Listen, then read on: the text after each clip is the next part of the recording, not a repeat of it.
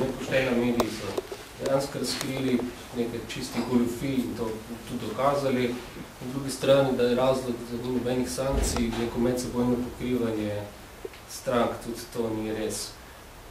Imamo recimo konkreten primer, da je o tem poslanec prej govoril, ker je kandidat, gre za gospod Jelka Kacina, upravil na mesto 400 pa 800 tisoč, okoli 20 do 25 milijonov, dokazano z papirji, porabil na nezakonite načine, denimo v nekem časopisu, ki ga je vodil direktor iz njegove politične opcije, 5 naslovnic na prvi strani, čez vse stran oglas, noter cele strani, zato ni plačal praktično nič.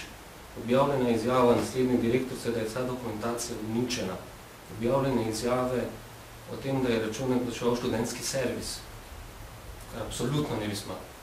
Uradne izjave stranke, da tega ni plačala. Zgodilo se ni nič. Politične, mislim, preiskava policijska je obstala.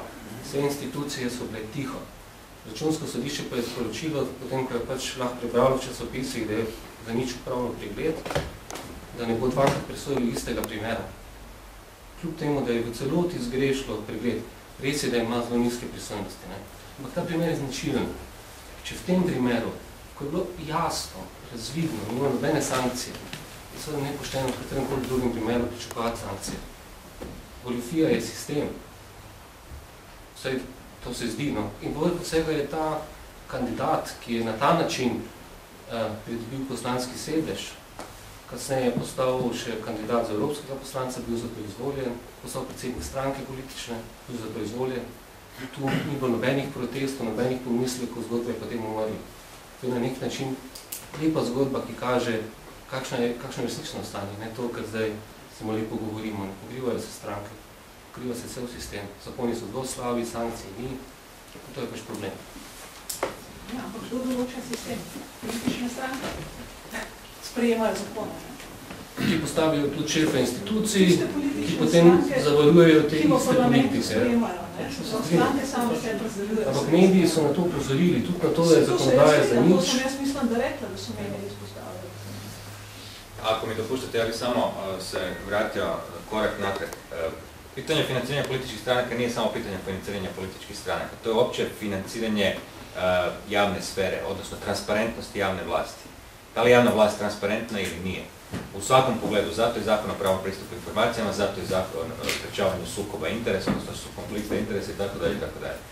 Do sada, naravno da je bilo podmetanja ovo što sam bio govorio, ali činjenica da nije bilo ni pravih podataka, jer nije bilo zakonske obaveze da se ti podaci iznesu. Pa onda naravno i kritika nije mogla biti utemeljena na konkretnim brojevima, jer takvih podataka nije bilo, jer ih jednostavno stranke nisu davale.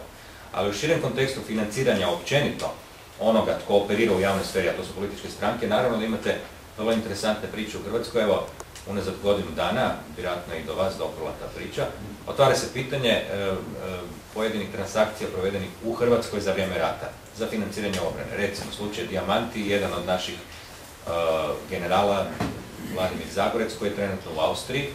Otvara se pitanje tko je raspolagao sa određenim dijamantima i na koji način se financirala obrana i tako dalje. Vode se sudski postupci, čeka se ekstradicija, hoće biti, neće biti i tako dalje. Drugi primjer je, imali ste otvoren račun na koji je dolazio novac iz dijaspore za obranu Hrvatske. Određeni ljudi su raspolagali pravom potpisa i raspolagali tim računima također u Austriji i u drugim zemljama.